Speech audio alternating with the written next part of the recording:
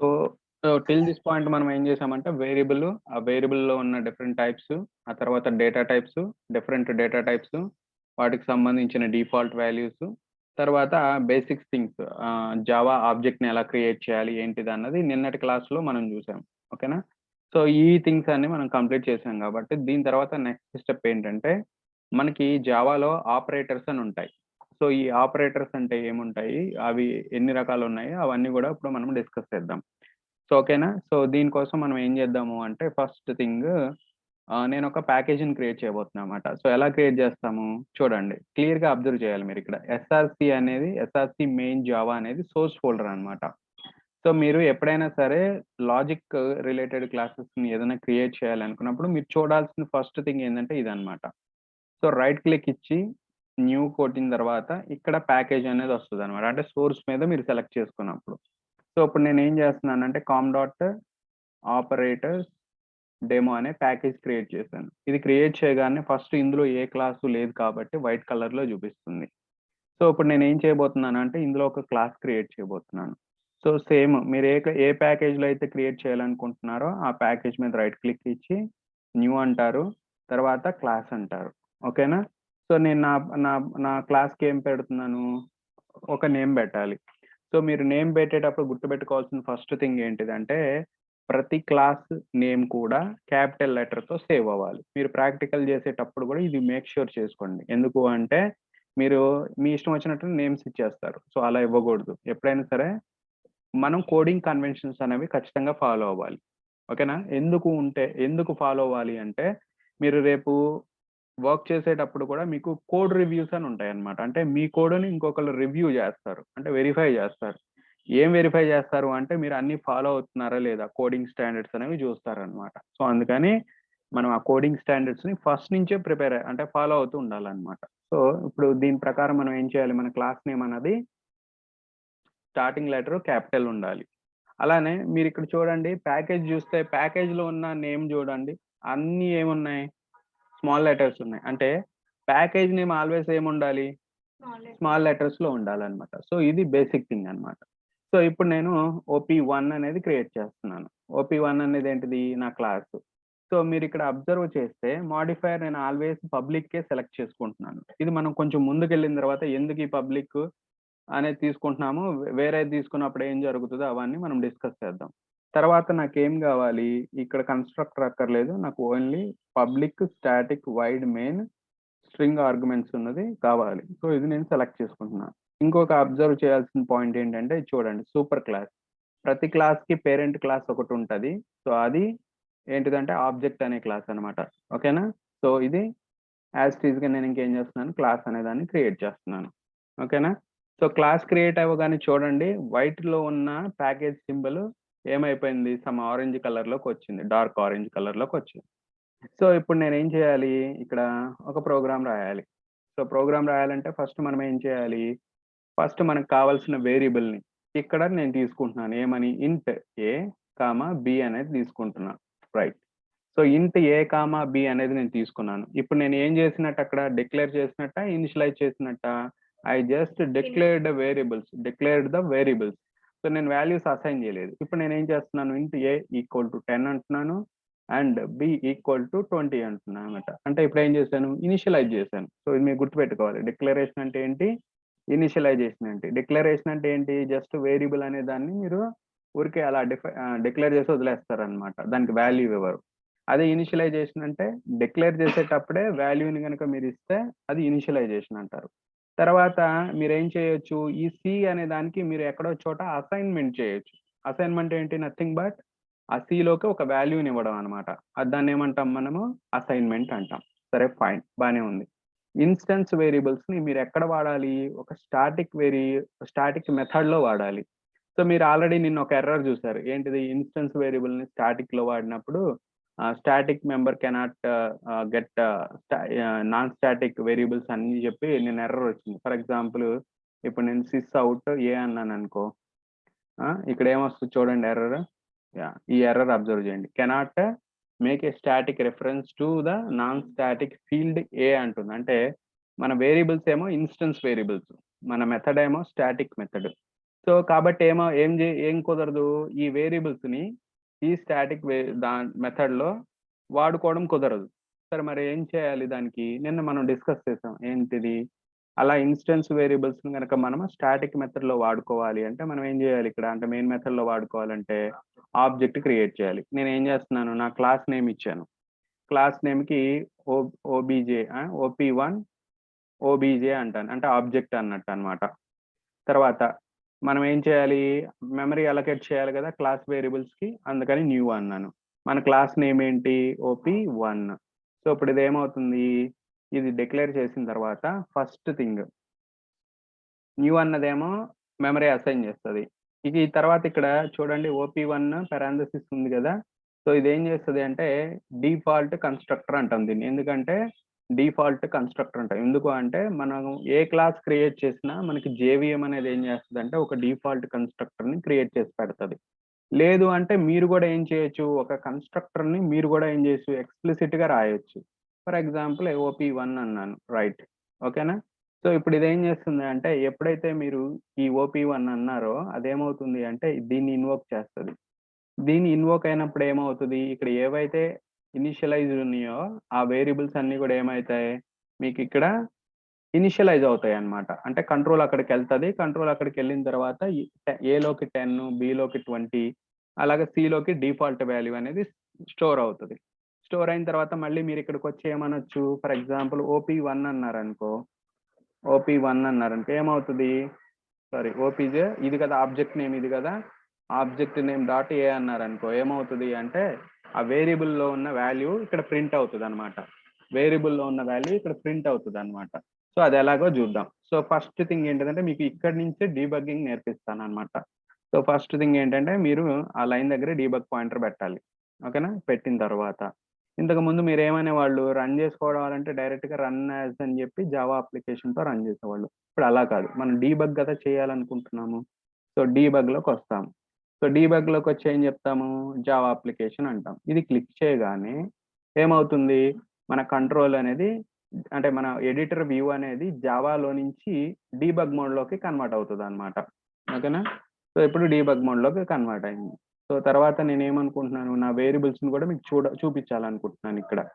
Yeah, so ఇప్పుడు control వచ్చి ఇక్కడ ఆగింది, ఎందుకంటే నేను ఇక్కడ పెట్టాను కాబట్టి డీబగ్ పాయింటర్. మీరు ఎక్కడ డీబగ్ పాయింటర్ పెడితే కంట్రోల్ వెళ్ళి అక్కడ ఆగుతుంది ఫస్ట్. సో ఇప్పుడు డీబగ్ పాయింటర్ ఇక్కడ అయింది. సో మీరు ఏం చేయాలనుకుంటున్నారు, యాక్చువల్గా ఇది నేనేం చెప్పాను, న్యూ అనేదేమో మెమరీ అలొకేట్ చేస్తుంది అని చెప్పాను. తర్వాత ఓపీ1 అనేది ఏం చేస్తుంది, ఇక్కడ ఉన్న ఇన్స్టెన్స్ వేరియబుల్స్ని ఇనిషియలైజ్ చేస్తుంది అని చెప్పాం కదా. అది ఎలా ఇనిషియలైజ్ చేస్తుందో చూద్దాం.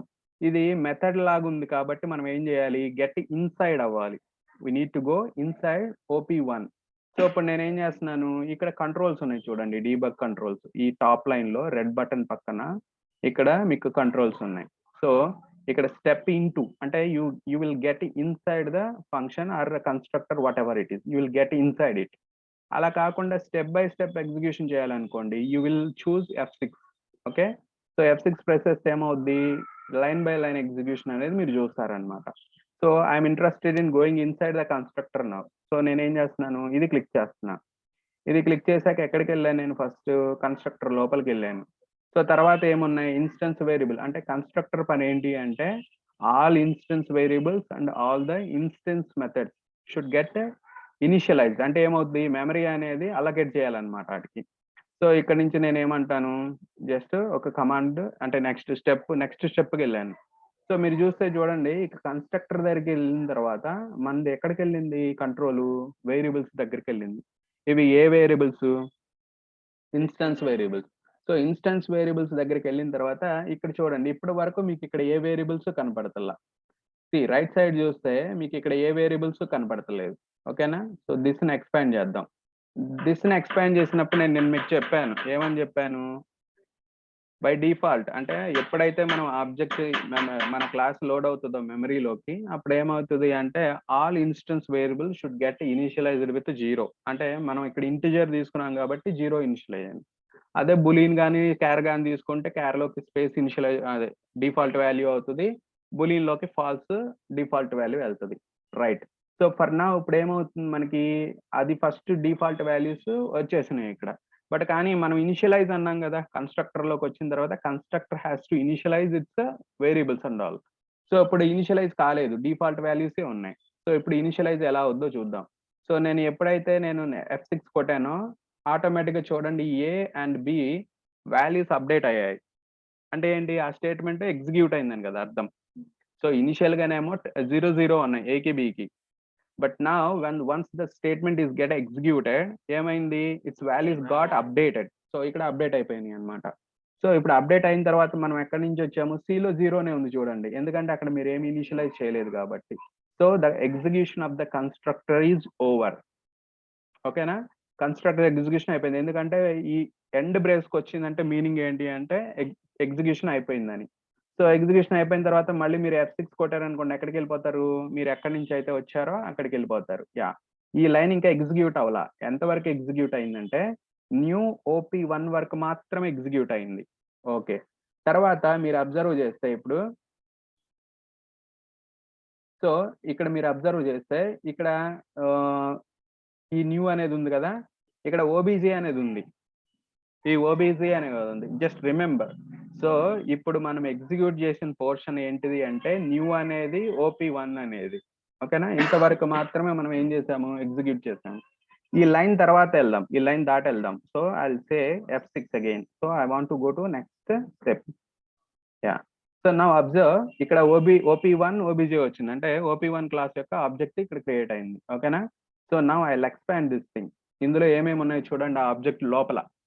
సో ఆబ్జెక్ట్ లోపల ఏమున్నాయి, ఏలో 10 ఉంది, బిలో 20 ఉంది, తర్వాత సి అనే దాంట్లో 0 ఉంది. సో ఇప్పుడు రన్ టైంలో చూడండి, ఇప్పుడు మీకు ఆబ్జెక్ట్ లోపల ఏమేమి వాల్యూస్ ఉన్నాయి అనేది చూపిస్తుంది. ఓకేనా, for example if I say, నేను మళ్ళీ ఏం చేస్తున్నాను, ఆబ్జెక్ట్ లోపల ఉన్న ఏలో ఉన్న వాల్యూని ప్రింట్ చేయమంటున్నా, అంతే కదా. ఆబ్జెక్ట్ డాట్ ఏ అంటే మీనింగ్ ఏంటి, ఇది ఆబ్జెక్ట్, దీని లోపల ఏ ఉంది. So I want to print it. So అంటే ఏమవుద్ది, నెక్స్ట్ ఈ స్టేట్మెంట్ లో ప్రింట్ చేయగానే OP1 ఆబ్జెక్ట్ డాట్ ఏలో ఉన్న వాల్యూ ఎంత, 10 కాబట్టి it should print 10 value. So చూడండి కన్సోల్ మీద ఏమైంది, 10 అనేది ప్రింట్ అయిందా. So this is how you can see debugging. So how you can see debugging, by debugging you can see the values of your variables and what are the methods that are executed as part of your program అనేది you can debug. So debug అంటే ఇదేనమాట, అంటే run టైంలో ఏ value ఎలా update అవుతుందని చూసుకోవడానికి మనము debug చేస్తామన్నమాట. ఓకేనా, సో ఫర్ ఇదే నాకు తెలిసి మీకు అర్థమైంది అనుకుంటున్నాను. Okay, right. సో ఈ దీంట్లో మళ్ళీ చూడండి, ఇప్పుడు నేను ఏ మోడ్ లో ఉన్నాను, ఈ కార్నర్ లో చూడండి ఇక్కడ ఒక బగ్ సింబల్ ఉంది. ఓకే, సో ఈ బగ్ సింబల్ అంటే ఇది ఎప్పుడుకి వస్తాము అంటే, ఇది మనం డీబగ్ మోడ్ లో ఉన్నప్పుడు ఈ పర్స్పెక్టివ్ లోకి వస్తాము. సో మళ్ళీ మనం డెవలప్మెంట్ చేసుకోవాలన్నప్పుడు జావా మోడ్ మీద క్లిక్ చేస్తే ఇక్కడికి వస్తాం. సో రైట్, సో ఇంతవరకు ఫైన్. సో ఇప్పుడు నేను ఏం చేయాలనుకుంటున్నాను, జస్ట్ నేను ఆపరేటర్స్ గురించి మాట్లాడాలనుకుంటున్నాను. ఓకేనా, సో ఇంతవరకు క్లియర్ కదా. యా, సో ఇప్పుడు నేనేం చేస్తున్నాను, ఇప్పటి వరకు మీరు చూసినవన్నీ ఇన్స్టెన్స్ వేరియబుల్స్ కదా. ఇప్పుడు నేనేం చేస్తున్నానంటే ఇంట్ ఎక్స్ అనేది ఒకటి డిక్లేర్ చేస్తాను. ఇది ఏ వేరియబుల్ అవుతుంది మనకి, జనరల్ గా చెప్పాలంటే ఇట్స్ లోకల్ వేరియబుల్. ఇప్పుడు లోకల్ వేరియబుల్లో నేను ఏం చేస్తున్నాను, ఒక వాల్యూకి ఒక 15 అని ఇచ్చాను.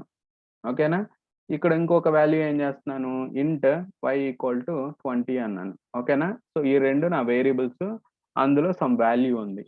సో ఇప్పుడు ఇందులో వాల్యూ ఉన్నప్పుడు నేను ఏం చేయాలంటే, నేను జనరల్ గా మ్యాథమెటికల్ ఆపరేషన్స్ ఉంటాయి కదా, జనరల్ మ్యాథమెటికల్ ఆపరేషన్స్ ఏంటి చెప్పండి. ఫర్ ఎగ్జాంపుల్ ఈ రెండు నెంబర్స్ యాడ్ చేయాలనుకో మీరు ఏం చేస్తారు, ప్లస్ సైన్ అనేది వాడతారు, అంతేనా. సో ఇక్కడ చూడండి, ఇక్కడ నేను ఏం చేస్తాను అంటే ఇంట్ జెడ్ అనేది ఒక వేరియబుల్ తీసుకుంటాను. ఓకేనా, సో ప్రతి లోకల్ వేరియబుల్ కూడా ఇనిషియలైజ్ అవ్వాలి కాబట్టి నేను ఏం చేస్తానంటే దాన్ని 0తో ఇనిషియలైజ్ చేశాను. సో ఇప్పుడు జెడ్లోకి నేను ఏం చేస్తానంటే ఎక్స్ ప్లస్ వై అంటాను. సో అంటే ఏంటి, అర్థమెటిక్ ఆపరేటర్లో ప్లస్ అయిపోయింది. తర్వాత నేను ఏం చేస్తున్నాను, ఇది ప్రింట్ చేస్తాను జెడ్ని, ఇక్కడ జెడ్ని ప్రింట్ చేస్తున్నా. ఇప్పుడు చూడండి అదే జెడ్లోకి తర్వాత నేను ఏం చేస్తాను, జెడ్లోకి ఎక్స్ మైనస్ వై అంటాను. చేయొచ్చా ఇలాగా, చేయొచ్చు. ఎందుకని, z is a variable, it's not a constant. Variable అంటే ఏంటి, it can change during the run of the program. అంటే రన్ టైంలో ఏమవుద్ది, దాని value any ways, any time, anywhere it can change. కదా! సో, పైన ఏం చేసావు అడిషన్ చేసి దాంట్లో పెట్టావు. రెండోసారి ఏం చేస్తున్నావు సబ్ట్రాక్ట్ చేసి దాంట్లో పెడుతున్నావు. అంటే దాని మీనింగ్ ఏంటంటే జెడ్ అనేది వేరియబుల్. దాని వాల్యూ ఫ్రీక్వెంట్‌గా అప్‌డేట్ అవుతుంది. So that's fine. సో, ఇప్పుడు నేనేం చేస్తున్నాను ఇక్కడ సిస్ అవుట్ జెడ్ అన్నాను మళ్ళీ. సో, ఇక్కడ ఏంటిదంటే జస్ట్ మీకు ఆపరేషన్ చూపియడానికి చెప్తున్నా అన్నమాట. ఓకేనా? మళ్ళీ జెడ్ ఈజ్ ఈక్వల్ టు నేనేమనొచ్చు ఎక్స్ ఇంటూ వై అనొచ్చు కదా! యెస్. మళ్ళీ ఏం చేస్తాను జెడ్ వాల్యూని ప్రింట్ చేస్తాను. ఓకేనా? మళ్ళీ నెక్స్ట్ ఇంకా జెడ్‌లోకి మళ్ళీ ఏం చేస్తాను జెడ్ ఈజ్ ఈక్వల్ టు ఇప్పుడేమంటాను వై బై ఎక్స్ అంటాను. హ్మ్. తర్వాత మళ్ళీ ఏం చేస్తాను జెడ్ వాల్యూ ప్రింట్ చేస్తాను. తర్వాత మాడ్యులో ఆపరేటర్ అని ఉంటది. అంటే మనకి కోషియంట్, రిమైండర్ అని ఉంటాయి కదా! అలాంటివి ప్రింట్ చేసుకోవడానికనమాట. సో, జెడ్ తర్వాత వై మాడ్యులో ఎక్స్. ఇప్పుడేం చేస్తాను నేను సిస్ అవుట్ జెడ్ అంటాను. So, always printing Z. కానీ మీరు దాని పైన ఉన్న ఆపరేషన్ అబ్జర్వ్ చేయాలి. ఇక్కడ చూస్తే మీరు డిఫరెంట్ అంటే ఏమేమి చూసారు? ప్లస్ చూసారు, మైనస్ చూసారు. స్టార్ అనేదేమో మల్టిప్లై చేయడానికి ఉపయోగిస్తాం. అలానే డివిజన్ చేయడానికేమో స్లాష్ వాడతాము. మాడ్యులో చేయడానికేమో పర్సెంటేజ్ సింబల్ వాడతామనమాట. ఇవన్నిటిని కలిపి మనం ఏమంటాము అంటే అర్థమెటిక్ ఆపరేటర్స్ అంటాం. సో, వీటినేమంటాము అంటే అర్థమెటిక్ ఆపరేటర్స్ అంటాం. సో, నేను ఇలా ఏదైనా సరే 2 స్లాషెస్ కొట్టి ఇక్కడ ఏదైనా రాసాను అంటే దాన్నేమంటాము? కామెంట్ అంటాం. ఈ కామెంట్ అనేది ప్రోగ్రామ్‌లో ఎగ్జిక్యూషన్ కింద రన్ అవ్వదనమాట. అంటే ఏదైనా సరే మీరు డబుల్ స్లాష్‌లో పెడితే అది కంపైలర్ ద్వారా ఇగ్నోర్ చేయబడతది. ఓకేనా? అంటే అది ఎగ్జిక్యూట్ అవ్వదనమాట. సో, అర్థమెటిక్ ఆపరేటర్స్ ఏమున్నాయి? Arithmetic arithmetic operators arithmetic operators. ఆ! ఏంటి ఇక్కడ నేను రాస్తున్నాను. ఒకటి ప్లస్ అండ్ తర్వాతది మైనస్ నెక్స్ట్ మల్టిప్లై చేయటానికి స్టార్ తర్వాత డివిజన్ చేయటానికి స్లాష్ తర్వాత కోషంట్ అలాంటివి కనుక్కోవడానికి పర్సెంటేజ్ సింబల్. వీటన్నిటిని కలిపి ఏమంటాము? అర్థమెటిక్ ఆపరేటర్స్ అంటాము. తర్వాత ఆపరేటర్స్ గురించి మాట్లాడారు బానే ఉంది. సో, ఎప్పుడైతే మీరు ఒక అర్థమెటిక్ ఆపరేషన్ పెర్ఫార్మ్ చేస్తున్నారో అందులో మీరు ఇంకో 2 పదాలు కూడా గుర్తుపెట్టుకోవాలి. ఒకటేంటంటే ఆపరెండ్స్. ఆపరెండ్స్. ఈ ఆపరెండ్స్ అంటే ఏంటి అంటే ఫర్ ఎగ్జాంపుల్ ఎక్స్, వైని ఏమంటారంటే ఆపరెండ్స్ అంటామనమాట. అలానే ఆపరేటర్స్ అంటే ఏంటి? మనం చెప్పుకునే సింబల్స్. సింబల్‌నేమో ఆపరేటర్ అంటాము. ఆ సింబల్‌కి లెఫ్ట్ సైడ్, రైట్ సైడ్ ఉన్న వేరియబుల్స్‌ని ఏమంటామంటే ఆపరెండ్స్ అంటామన్నమాట. సో ఫార్ ఇంతవరకు అర్థమైందనుకుంటున్నాను. సో, ఒకసారి ఏం చేద్దామంటే ఈ ప్రోగ్రామ్‌ని రన్ చేద్దాం. సో, రైట్ క్లిక్ ఇవ్వండి. జస్ట్ రన్ అనండి సింపుల్‌గా చూడండి. డిఫరెంట్ వాల్యూస్ ఇక్కడ ప్రింట్ అయ్యాయి. సో, అడిషన్ చేసినప్పుడేమో 35 అయింది. సబ్ట్రాక్ట్ చేస్తేనేమో 15 - 20 -5 అయింది. అలానే మల్టిప్లై చేస్తే ఏమైంది? 15 ఇంటూ 20 అంటే 300 అయింది. అలానే డివిజన్ చేసినప్పుడు 15/20 అంటే మీకు 1 సంథింగ్ 1 వచ్చింది. అది సారీ 20/15 అంటే 1 వచ్చింది. అలానే ఇక్కడ మీకు ఎంత మిగులుతుంది రిమైండర్‌లో 5 కదా మిగిలేది. సో, అందుకని చెప్పి ఏమొచ్చింది అది కోషెంట్‌లో మీకు ఏమొచ్చింది? కోషెంట్‌లో ఉన్న వాల్యూ 5 కాబట్టి 5 వచ్చిందనమాట. సో, ఇప్పుడు ఇదేంటిది మీకు అర్థమెటిక్ ఆపరేటర్స్ అనేవి ఇవన్నమాట. ఓకేనా? సో, ఇది మోస్ట్ ఇంపార్టెంట్ థింగ్ మీరు గుర్తుపెట్టుకోవాల్సింది. సో, ఇప్పుడు మళ్ళీ నేనేం చేస్తానంటే ఇది అర్థమెటిక్ ఆపరేటర్స్ అర్థమైనయి మీకు. సో, నెక్స్ట్ మనం ఏం చేస్తామంటే నెక్స్ట్ సెట్ ఆఫ్ ఆపరేటర్స్ ఉన్నవి. అవి చూద్దాం. సో, ఇప్పటి వరకు ఏం చేసాము 2 వేరియబుల్స్ మీద చేసాము. ఇప్పుడేం చేయబోతున్నాము అంటే 2 వేరియబుల్స్ మధ్య రిలేషన్ చూపిస్తాం. అంటే ఎవరు పెద్ద, ఎవరు చిన్న. So, who is greater than, who is less than, who is elder, who is younger. అలా కంపేర్ చేస్తాం. మనం రియల్ వరల్డ్‌లో ఏది చూసినా అట్‌లీస్ట్ మీరే చూడండి. ఎవరైనా కొత్త పర్సన్ మీ చుట్టాలొచ్చారనుకో ఏమంటారు? "నువ్వు పెద్ద, మీ బ్రదర్ పెద్ద" అంటే బ్రదర్ అంటే ఎవరు పెద్ద మీలో అని అడుగుతాడు. ఇప్పుడు నువ్వు మీ బ్రదర్ ఉన్నారనుకో మీ ఇద్దరిలో ఎవరు పెద్ద అని అడుగుతారు. సో, అతను పెద్ద, ఇతను చిన్న అని చెప్తాం మనం. సో, అంటే ఏంటి? You are comparing 2 things. So, అలానే మన ప్రోగ్రామింగ్‌లో గూడా ఏంటంటే 2 ఆపరేటర్స్ అంటే 2 ఆపరెంట్స్ మధ్య ఏదైనా కంపేర్ చేయాలంటే మనకేం గావాలి? కంపేర్ జేయటానికి కొన్ని రిలేషనల్ ఆపరేటర్స్ కావాలన్నమాట. సో, ఆటిని మనం ఇప్పుడు చూడబోతున్నాం. సో, నేనేం చేస్తానంటే అగైన్ మళ్ళీ ఏం చేస్తాను ప్యాకేజ్ మీద క్లిక్ చేస్తాను. రైట్ క్లిక్ చేస్తే న్యూలోకెళ్తాం. క్లాస్‌లోకెళ్ళి క్లాస్‌ని క్లిక్ చేస్తాం. సో, ఇది ఎవ్రీ టైమ్ మనం చేసేదే. జస్ట్ మీరొకసారి అబ్జర్వ్ చేయండి చాలు. సో, నా క్లాస్ నేమ్ స్టార్టింగ్‌లో క్యాపిటల్ లెటర్ ఉండాలి. నాకు మళ్ళీ మెయిన్ మెథడ్ కావాలి కాబట్టి మెయిన్ మెథడ్ తీసుకుంటాను, ఫినిష్ అంటాను. ఓకేనా? సో ఇప్పుడు నేను ఏ ఆబ్జెక్ట్ క్రియేట్ చేయను, ఎందుకంటే అన్ని మెయిన్ మెథడ్లోనే రాసేస్తాను. ఓకేనా? సో మనకి టాపిక్ ఇవాళ ఇది కాబట్టి ఏ ఈక్వల్ టు సమ్ 20 అంటాను, యా ఇంట్ బి ఈక్వల్ టు సమ్ 15 అంటాను. ఏ వాల్యూ కావాలంటే ఆ వాల్యూ మీరు తీసుకోవచ్చు, ఇట్స్ నాట్ అ ప్రాబ్లం. ఓకేనా? సరే, ఇప్పుడు మనకి యాక్చువల్గా స్టార్ట్ అయింది. సిస్ అవుట్ అంటే ఏంటి? ఏదైనా సరే మీరు ఆ ప్రింట్ఎల్ఎన్ మెథడ్లో ఇస్తే అది కమాండ్ ప్రాంప్ట్కి ప్రింట్ అవుతుందని మనం అనుకున్నాం, కరెక్ట్? సో రైట్, ఇప్పుడు మీరు సింపుల్గా దాన్ని చూసి చెప్పగలుగుతారు ఏమని, ఏ బి రెండు చూస్తే విచ్ ఈస్ బిగ్గర్ అనేది మీకు తెలుస్తుంది. ఏంటిది? 20 అనేది బిగ్గర్, మీకు ఆల్రెడీ తెలుస్తుంది. నెంబర్స్ లో మనకి ఏంటిది 20 అనేది కంపేర్ టు 15 బిగ్గర్. సో ఇప్పుడు నేను ఏం చేస్తాను, ఇప్పుడు ఫర్ ఎగ్జాంపుల్ నేను ఏ ఈజ్ గ్రేటర్ దాన్ బి అన్నాను అనుకో, ఏ ఈజ్ గ్రేటర్ దాన్ బి అన్నాను అనుకో, సో మీనింగ్ ఏంటి? ఏ అనేది బి కన్నా పెద్దదాన్ని. సో అయితే ఇక్కడ పెద్దది కాదు అనేటప్పుడు మనకి రెండే వస్తాయి ఆన్సర్లు. ఏమొస్తాయి? ఎస్ ఆర్ నో, అంతే కదా? సో ఇది కూడా అదే చెప్తుంది మనకి, మన సిస్టమ్ కూడా ఏం చెప్తుంది అంటే ఏది పెద్దది, అవునా కాదా? మనం ఎక్స్ప్రెషన్ రాసాము, ఆ ఎక్స్ప్రెషన్ కరెక్టా కాదా అన్నది చెప్తుంది. సో మనకి ఈ భాషలో ఉన్నది ఒకటే పదం, ఏంటిది? అది ఎస్ అయితే ట్రూ అని చెప్పటము, కాదు అయితే ఫాల్స్ అని చెప్పటం అనమాట. సో ఇప్పుడు నేను ఏం చేస్తాను, ఈ ప్రోగ్రామ్ రన్ చేస్తే సో మీరు అవుట్పుట్ లో ట్రూ అని చూస్తున్నారు, అంటే ఏ ఈజ్ గ్రేటర్ దాన్ బి అని మనం జనరల్ గా ఇంగ్లీష్ లో అడిగితే ఏం చెప్తాం? ఎస్ అంటాం. అదే ప్రోగ్రామాటికల్ గా అడిగితే అదేం చెప్తుంది? ట్రూ అని చెప్తుంది. సో అంతే, సింపుల్. ఫర్ ఎగ్జాంపుల్ నేను ఇదే స్టేట్మెంట్ ని మళ్ళీ ఏం చేస్తాను, కాపీ పేస్ట్ చేస్తాను. సో కంట్రోల్-C కంట్రోల్-V. ఇప్పుడు ఏం చేస్తాను, గ్రేటర్ దాన్ ని కాస్త లెస్ దాన్ చేస్తాను. సో ఆబ్వియస్ గా ఈ స్టేట్మెంట్ మీకు అర్థమైపోతుంది. 20 ఈజ్ లెస్ దాన్ 50 అన్నది రైటా? రైట్ కాదు. సో ఏమవుద్ది? ఇట్స్ అ ఫాల్స్, అంతే కదా? సో ఇప్పుడు మనకి ఏమవుద్ది? ఫాల్స్ అనేది ప్రింట్ అవ్వాలి. యా, ఫాల్స్ అనేది ప్రింట్ అయింది, అవునా? సో రైట్, ఇప్పుడు ఫర్ ఎగ్జాంపుల్ ఇక్కడ నేను మళ్ళీ ఏం చేస్తున్నాను, ఇంట్ అనేది తీసుకుంటాను. ఇక్కడ ఇంకొక ఇంట్ సి ఈజ్ ఈక్వల్ టు 15 అంటాను. ఓకేనా? ఇక్కడ ఇంట్ 15 అంటాను. ఓకే, సో ఇప్పుడు నేనేమంటానంటే sys out b double equal to c అంటాను. ఓకేనా? B double equal to c అంటాను. ఇప్పుడు బిలో ఉన్న వాల్యూ సిలో ఉన్న వాల్యూ రెండు సేమేనా? సో కాబట్టి ఇది రన్ చేసినప్పుడు ఏం రావాలి మనకి? ట్రూ రావాలి.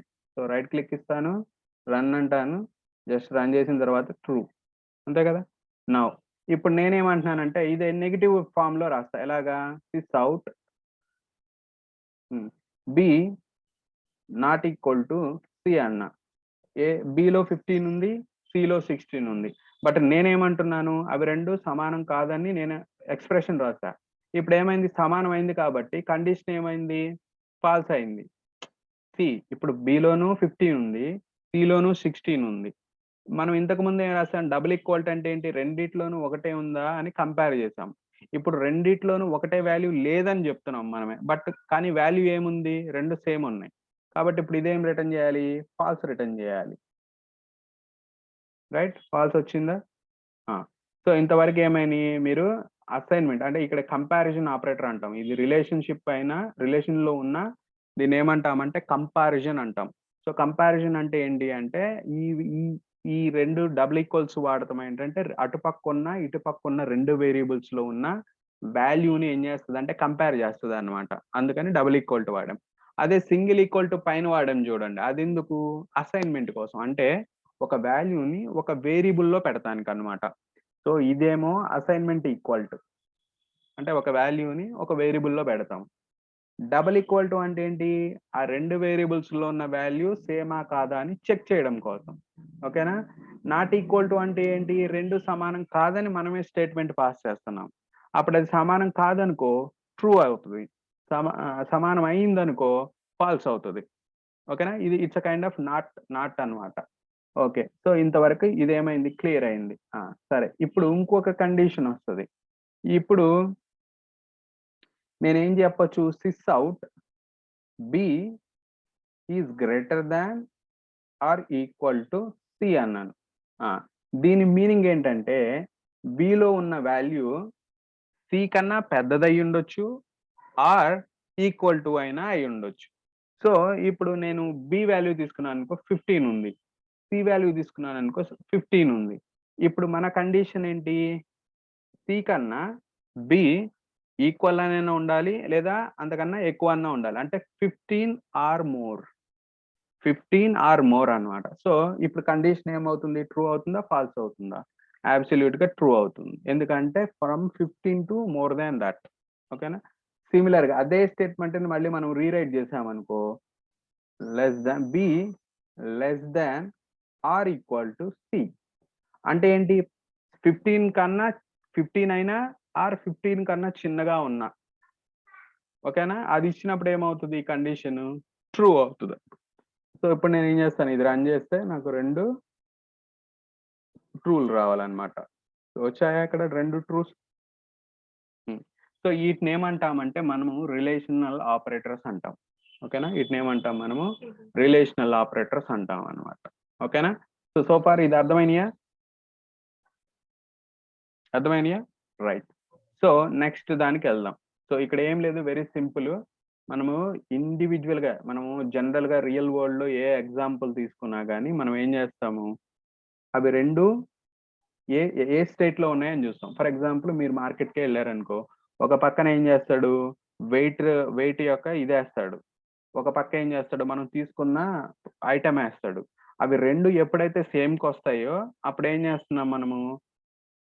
అంత అంత వెయిట్ ఉన్నది మనకిస్తున్నాడు. మనం దానికి తగ్గట్టు పే చేస్తున్నాం. సిమిలర్‌గానే ఇక్కడ మనము 2 ఈక్వాలిటీ చూస్తున్నాము.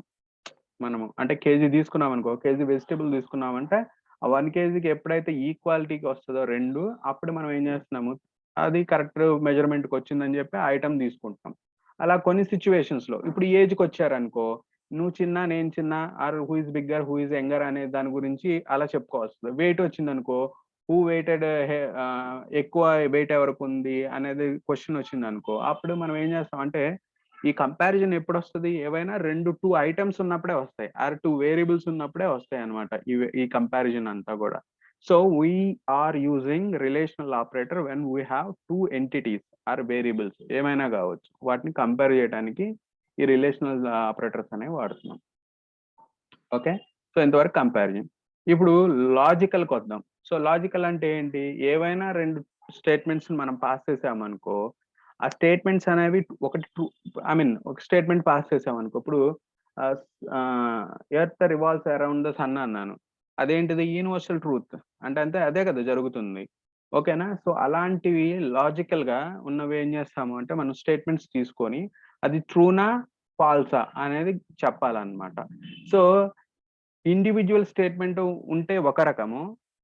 మల్టిపుల్ స్టేట్మెంట్స్ ఉంటే ఒక రకము. ఇప్పుడు మనం ఏం చేద్దాము? ఇండివిడ్యువల్ స్టేట్మెంట్ తీసుకుంటాము. అలానే మల్టిపుల్ స్టేట్మెంట్స్ తీసుకుంటాం. ఈ రెండిటి గురించి చూద్దాం. సో, నేను దాని కోసం ఏం చేస్తానంటే ఒక క్లాస్ క్రియేట్ చేస్తా. సో, ఇక్కడ ఒక క్లాస్ తీసుకుంటాను. సో, దీనికి ఆపరేటర్స్ గురించి మాట్లాడుతున్నాం కాబట్టి OP3 అంటాను. సో, నాకు మెయిన్ మెథడ్ కావాలి. సో, సిమిలర్‌గా నేనేం చేస్తాను ఇక్కడ ఇది తీసుకుంటాను. యాహ్! ఇప్పుడేం చేస్తాను అంటే, ఫర్ ఎగ్జాంపుల్ నేనిప్పుడు బూలియన్ వాల్యూసే తీసుకుంటాను. బూలియన్ ఫ్లాగ్ 1 ఇది వేరియబుల్ నేమ్. మీరేమైనా ఇచ్చుకోవచ్చు ఇక్కడ. True. Boolean flag 2 equal to falls అన్నాను. హ్మ్. సో, ప్రస్తుతానికి 2 వేరియబుల్స్ తీసుకున్నాం. యాహ్! ఇప్పుడు ఈ 2 వేరియబుల్స్‌లో మనం చిన్నప్పుడు 10థ్ క్లాస్ ఆ టైంలో మనం ట్రూత్ టేబుల్స్ అనేవి నేర్చుకుంటాం మ్యాథమెటిక్స్‌లో. సో, ట్రూత్ టేబుల్ అంటే ఏంటి?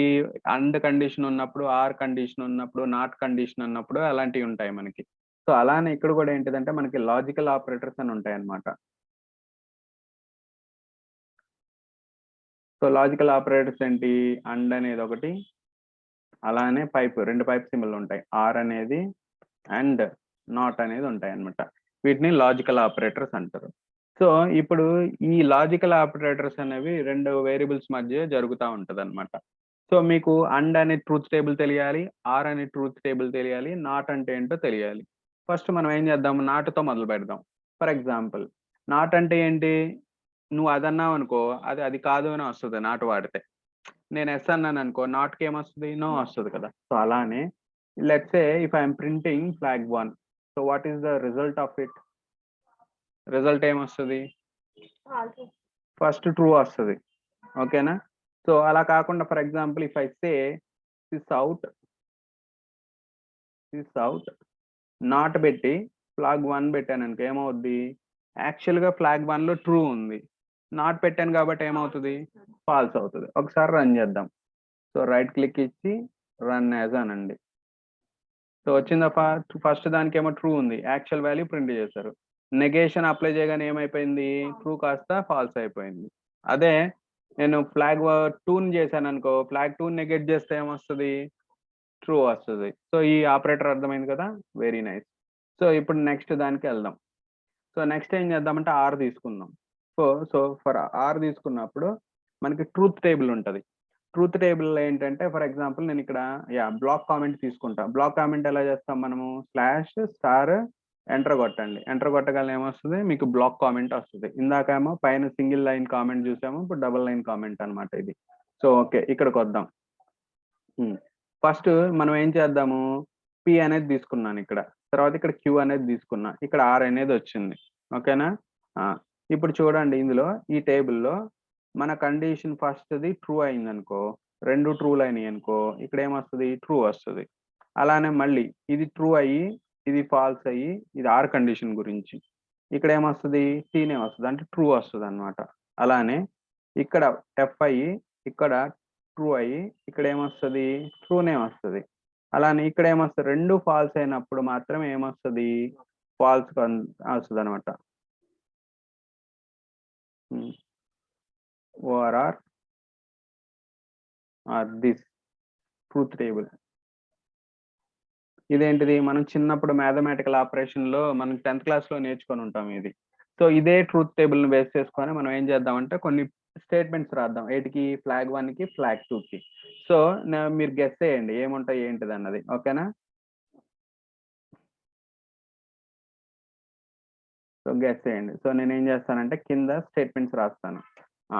సో ఇప్పుడు నేను సిస్ అవుట్ పెడుతున్నాను. సిస్ అవుట్ అంటే just it will print you the whatever you give inside the println method, it will print on the console. Just remember this. Okay?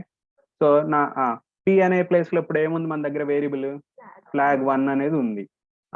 Operator ఏంటి మనకి? Are కదా, are. తర్వాత flag 2, flag 2 లో ఏముంది? Some value ఉంది. ఇప్పుడు చెప్పండి, పీక్యూని పైన కన్సిడర్ చేయండి. రిజల్ట్ అనేది ఇప్పుడు ఇది ప్రింట్ చేసేది అనమాట. సో ఇప్పుడు నా దగ్గర ట్రూ ఫాల్స్ ఉంది. సో ఏం ప్రింట్ అవుద్ది? ఎగ్జాక్ట్లీ. ఎందుకని? నేనేం వాడుతున్నాను? ఆర్ ఆపరేటర్ ఆడుతున్నాను. ఫర్ ఎగ్జాంపుల్ ఇదే దాన్ని నేను మళ్ళీ ఏం చేస్తాను? ఫర్ ఎగ్జాంపుల్ అన్ పెట్టాను అనుకో ఏమవుతుంది?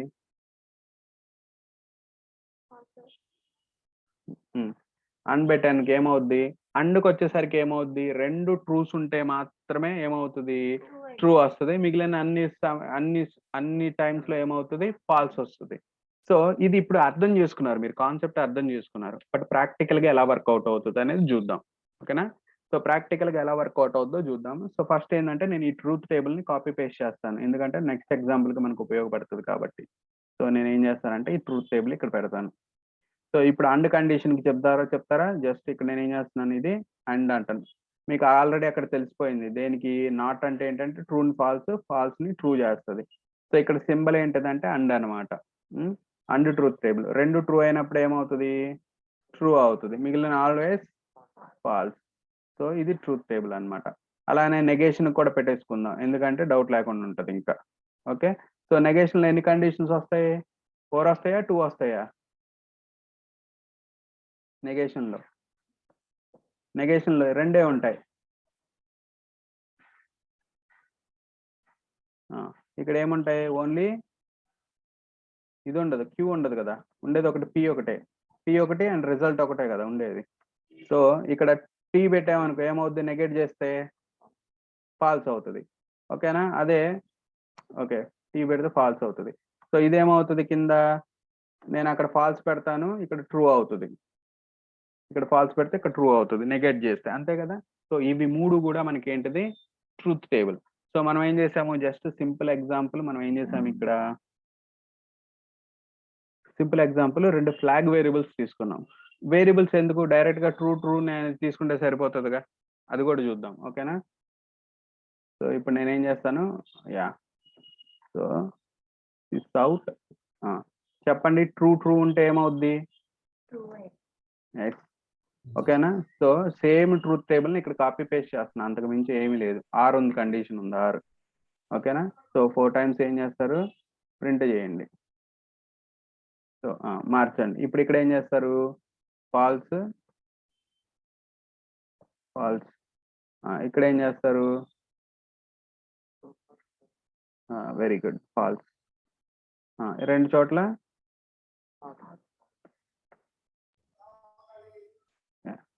ఇక్కడ కూడా ఫాల్స్ అని పెడతాను. సో అంతే కదా, రెండు ఫాల్స్ అయిపోతే ఫాల్స్ అని రావాలి. ఓకేనా? సో ఇదే దాన్ని నేను కాపీ పేస్ట్ చేయొచ్చా, దేనికి, అండ్కి. సో ఇది కాస్త ఏం చేస్తాను, డబుల్ ఈక్వల్ టు పెడితే సరిపోద్దుగా, డబుల్ ఈక్వల్ టు కాదు, డబుల్ అండ్. ఈ సింబల్ పెడితే సరిపోద్దుగా. సో ట్రూత్ టేబుల్ ప్రకారం తెలుసు కదా మీకు ఏమొస్తుందో. సో అండ్ పెడితే ఇది వస్తుంది. సో ఇది అయిపోయింది. ఇంకా మిగిలిన రెండు ఏంటి మనకి, నాట్ పైన రాసుకున్నాం కదా, అదనమాట.